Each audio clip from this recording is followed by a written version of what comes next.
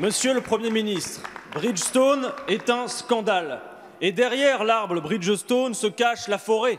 Auchan, Cargill, Agfa, Verallia et toutes les autres que ces 2 minutes ne me suffiraient pas à citer, mais que vous retrouverez répertoriées sur le site internet stoplicenciement.fr.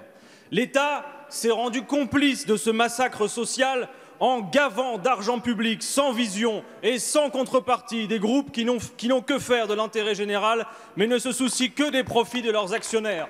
Lorsque François Hollande créait le CICE, que vous avez pérennisé en baisse de cotisation, on entendait M. Gattaz du MEDEF promettre partout 1 million d'emplois. Le bilan est désormais connu. C'est plutôt 1 million d'euros par emploi, le CICE ayant à peine créé une centaine de milliers d'emplois. Et votre plan de relance, salué à son tour par le MEDEF, ne vise rien d'autre que cela, catapulter des milliards et encore des milliards, sans cohérence, sans stratégie et sans contrepartie. Assez d'hypocrisie. L'État va-t-il refuser l'homologation du plan de licenciement prévu par Bridgestone? Allez-vous enfin exiger dans la loi des contreparties ou le remboursement des aides versées à ces grandes entreprises?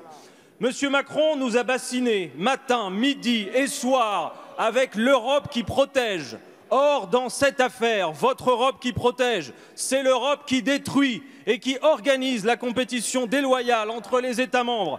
Votre Europe qui protège, c'est celle qui a subventionné l'installation de Bridgestone en Pologne, pendant que le groupe abandonnait le site français de Béthune. Votre Europe qui protège, c'est celle qui refuse l'harmonisation sociale pour exacerber la compétition généralisée sur les prix et ainsi détruire petit à petit ce qu'il aura fallu des décennies pour bâtir. La France n'est pas une salle de jeu ni un casino. Combien de temps allons-nous rester les bras ballants sans protection face à ces situations? Monsieur le Premier ministre, la planification, on commence quand? Merci, monsieur le député. La parole est à madame Agnès Pannier-Runacher, ministre déléguée chargée de l'Industrie. Merci, Monsieur le Président, Mesdames et Messieurs les députés, Monsieur le député Quaternens.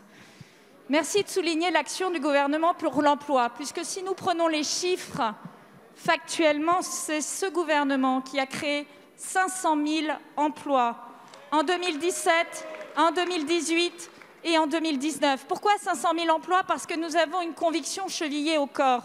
C'est que le travail est l'acte fondateur de la dignité et la meilleure arme pour lutter contre la pauvreté. Et c'est en ce sens que nous avons construit toute notre action politique. Alors, sans doute loin des idéologies qui enferment, qui norment et qui empêchent justement ces créations d'emplois sur les territoires.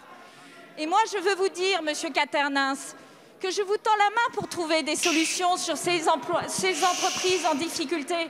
Car vous parlez de l'Europe, mais qui est allé auprès de l'Europe pour mettre en place des mesures de sauvegarde sur les pneus lourds? Qui est allé auprès de l'Europe pour mettre en place des mesures de sauvegarde sur l'acier?